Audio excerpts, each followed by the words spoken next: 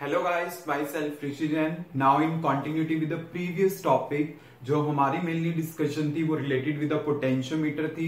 तो सबसे पहले हमने पोटेंशियोमीटर का प्रिंसिपल किया था एंड देन उसकी एप्लीकेशन स्टार्ट करी थी। तो एक application we have already discussed. Application जो थी वो कौन सी थी हमारे पास, to compare the EMF of two primary cells, जो हमारे पास 12th बोर्ड में प्रैक्टिकल्स में भी है, प्रैक्टिकल जो हम लैब में परफॉर्म करते हैं। तो स्टूडेंट जो हमारे पास आज का नेक्स्ट आर्टिकल है वो है to measure internal resistance of a cell. ये भी हमारे पास लैब में प्रैक्टिकल है। यू नो वेरी वेल कि आपके पास जो बैटरी होती है, जो सेल होता है, उसका इंटरनल रेजिस्टेंस होता है and you have to find out कि उसका इंटरनल रेजिस्टेंस कितना होगा बाय यूजिंग द पोटेंशियोमीटर। आपने करना है। तो स्टूडेंट जैसे कि मैंने आपको बताया था कि जब भी आप इसकी कोई भी एप्लीकेशन स्टार्ट करो, just first write the principle. It is based on the potentiometer and then आपने टोटल इसका प्रिंसिपल स्टेट करना है। Then we come to the topic. आपके पास देखिए जो इसका प्राइमरी सर्किट है वो पहले की तरह हमारे पास सेम ही रहेगा। वही मैंने लिया है, एक वुडन बोर्ड लिया है, उस पर 400 सेंटीमीटर का वायर लिया है जिसको मैंने 4 सेक्शन में डिवाइड किया है एंड देन उसके पैरेलल में मैंने क्या लिया है, एक स्केल लिया है। क्लियर। और इसके बाद यहाँ पे क्या है, एक ये सेल कनेक्ट किया है, ये एमीटर है और ये रियोस्टेट है। ये नेगेटिव है तो इसके हिसाब से नेगेटिव होगा और ये क्या होगा, पॉजिटिव होगा। अब देखिए स्टूडेंट मैं यहाँ पे क्या कर रहा हूं, इसका सेकेंडरी सर्किट, जैसा कि मैंने आपको बताया था कि जो सेकेंडरी सर्किट होता है वही चेंज करता है। तो देखिए यहाँ पे सेकेंडरी सर्किट हमारे पास किस टाइप से होगा। एक यहां पे मैंने क्या लिया है, सेल, ये मैंने लिया है रेजिस्टेंस और यहां पे ये मैंने लिया है की के। अब ये ओपन है, ये रेजिस्टेंस आर है, ये ईएमएफ ई है और यहां पे मैंने कनेक्ट किया है galvanometer and then this one is jockey chip. Clear. अब देखिए स्टूडेंट यहां पे बेसिकली आपके पास है क्या कि अगर मैंने ईएमएफ ई यहां पे मेंशन करी है तो यहां पे पहले कोई ईएमएफ मेंशन नहीं कर रखी थी प्राइमरी में, तो प्राइमरी में मैं यहां पे ईएमएफ मान लेता हूं, ई डैश मान लेता हूं और यहां पे क्या है, जो ई डैश की वैल्यू होगी वो ई से ग्रेटर ही होगी।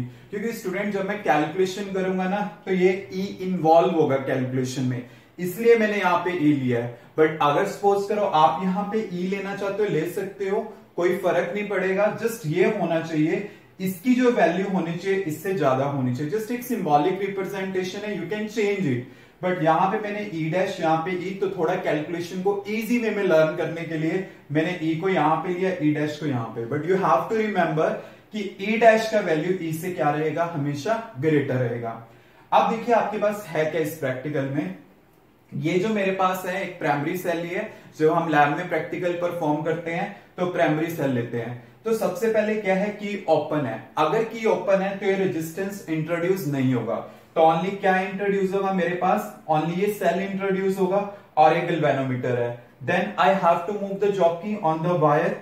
वायर के ऊपर जब मैं जॉकी को मूव करूंगा देन मैंने वो पोजीशन नोट करनी है जहां पे गैल्वेनोमीटर में डिफ्लेक्शन क्या आ जाए, 0 आ जाए। सपोज मैं करता हूं कि वो पोजीशन क्या है कि जे मेरे पास आ गई, तो उसके कॉरेस्पॉन्डिंग लेंथ क्या है, एल। देन मेरे पास क्या हो गया, ई प्रोपोर्शनल टू L1, ये मेरे पास हो गया। क्योंकि स्टूडेंट देखिए, क्योंकि जो सेल है टोटली इसके पैरेलल में इंट्रोड्यूस हो रहा है, तो यहाँ पे क्या मेजर होगी आपके पास, ईएमएफ मेजर होगी। क्लियर।